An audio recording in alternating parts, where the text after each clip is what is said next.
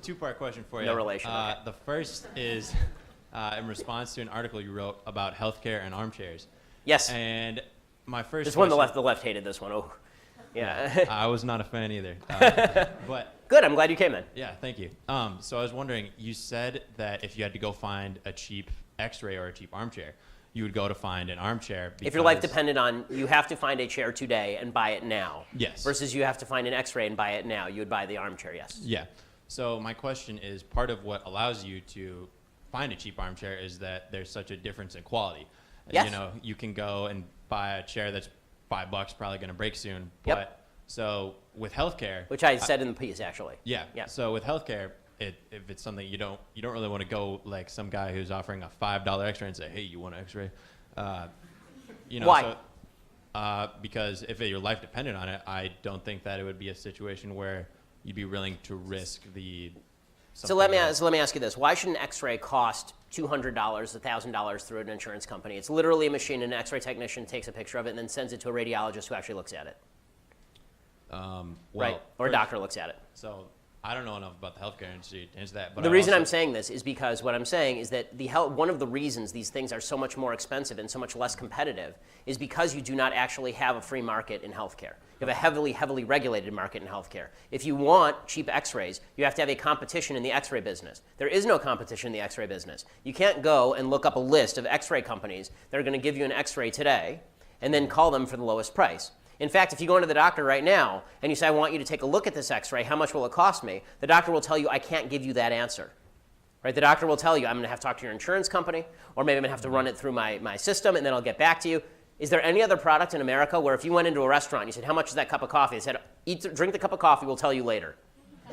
Right? It's not a free market. The point that I was making with the armchair comparison is not, of course, that armchairs are morally equivalent to healthcare. Obviously, people need healthcare more. Okay? Perhaps a better comparison would have been bread, right? Because people need bread. Okay? But the reason that bread is cheap is because there's a free market in bread, not because government is subsidizing bread. So the point that I was making is if you actually want to increase supply, the point I was making in that column, and overall about this, is that healthcare is not a right. Healthcare is a commodity. And the difference between those two views is that if you think healthcare is a right, now you're going to use the government to cram down on doctors that they must serve you at a particular price, or cram down on taxpayers that they have to pay for a certain level of your care, or cram down on insurance companies that they can't be insurance companies anymore. They have to be health coverage institutes, essentially, which is when they say that you have to accept pre-existing conditions, it's not an insurance company anymore. If you had a fire insurance company and they said you have to accept pre-existing conditions, it would just be called the piggy bank.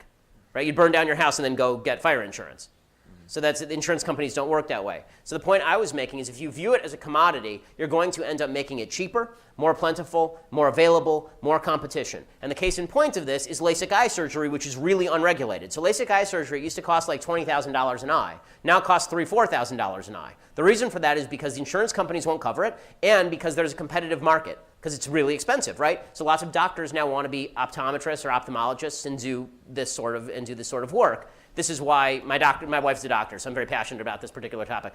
They call it the road, which is the successful doctors, radiologists, ophthalmologists, anesthesiologists, dermatologists. All those people basically charge cash and don't work through insurance companies.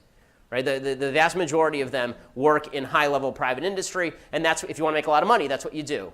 And so what you're getting is in medical schools, if you're aiming for lots of money, you go into one of those four. You're not a primary care physician. You're one of those four.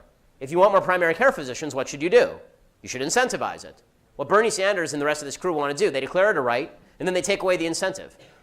They declare it a right for you to have health care, and then they say to the doctor, you're going to work, and you're going to like it, and we're going to make you work.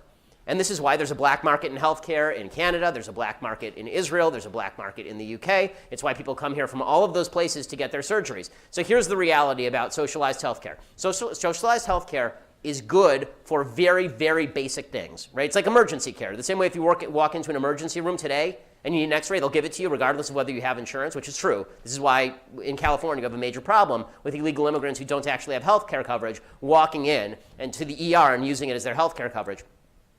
Basically, socialized medicine works the same way, except there is no upper echelon.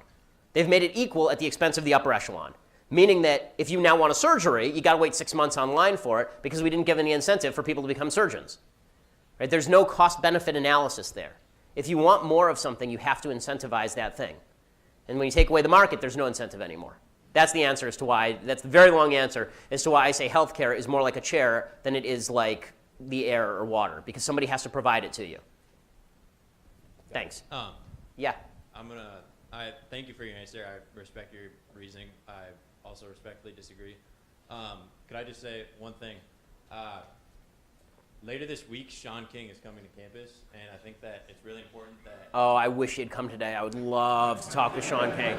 I would have loved to see that, but I also want to say I think it's important that, given the current reality of the situation our country is facing, that you go and listen to a multitude of speakers from a multitude of diversity. I agree. I think everybody should go and listen to Sean King. Yeah. And then I think Sean King should debate me.